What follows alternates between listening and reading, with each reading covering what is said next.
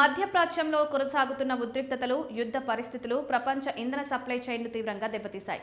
ఈ ప్రభావం మన పొరుగు దేశమైన శ్రీలంకపై తీవ్రంగా పడింది. ఇంధన కొరత కారణంగా దేశవ్యాప్తంగా విద్యుత్ రవాణా వ్యవస్థలు దెబ్బతిని సాధారణ ప్రజల జీవనం సంక్షోభంలో పడింది.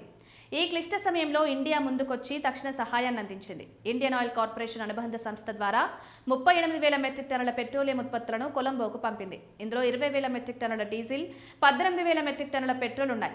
ఈ సరుకు మార్చి 28న శ్రీలంక తీరానికి చేరుకుని అత్యవసర ఉపశమనం కలిగించింది. మార్చి 2వ వారంలో అమెరికా, ఇజ్రాయెల్ దేశాలు ఇరాన్పై దాడులు ప్రారంభించిన తర్వాత గల్ఫ్ ప్రాంతంలో చమురు సరఫరా తీవ్రంగా అంతరాయం కలిగింది. ట్యాంకర్లు, రిఫైనరీలపై దాడులు జరగడంతో అనేక సరఫరాదారులు శ్రీలంకకు ఇంధనాన్ని పంపడానికి నిరాకరించారు. ఈ నేపథ్యంలో శ్రీలంక అధ్యక్షుడు అనుర కుమార దిస్సనాయకే భారత ప్రధాని నరేంద్ర మోదీ మధ్య మార్చి 24న జరిగిన ఫోన్ సంభాషణ అనంతరం ఈ సహాయం వేగంగా అమల్లోకొచ్చింది. శ్రీలంక ప్రభుత్వం ఈ సహాయానికి కృతజ్ఞతలు తెలిపింది. ఇంధన కొరత ప్రభావం దేశవ్యాప్తంగా స్పష్టంగా కనిపిస్తోంది.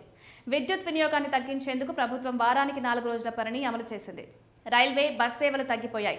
బ్యాంకులు తక్కువ గంటలు పనిచేస్తున్నాయి. వీధి దీపాలను ఆర్పివేయడం, ఏసీ వినియోగాన్ని పరిమితం చేయడం వంటి కఠిన చర్యలు తీసుకుంటున్నారు. మే మధ్య వరకు మాత్రమే డీజిల్ నిల్వలున్నట్లు అధికారులు చెబుతున్నారు. ఇక ఈ సంక్షోభానికి దీర్ఘకాలిక పరిష్కారం కోసం శ్రీలంక ప్రభుత్వం రష్యాతో చర్చలు ప్రారంభించింది. ఇంధన సరఫరా భద్రత కోసం ప్రత్యామ్నాయ మార్గాలను అన్వేషిస్తోంది. ఈ పరిణామాలు ప్రపంచ ఇంధన భద్రతపై కొత్త ప్రశ్నలు లేవనెత్తుతున్నాయి.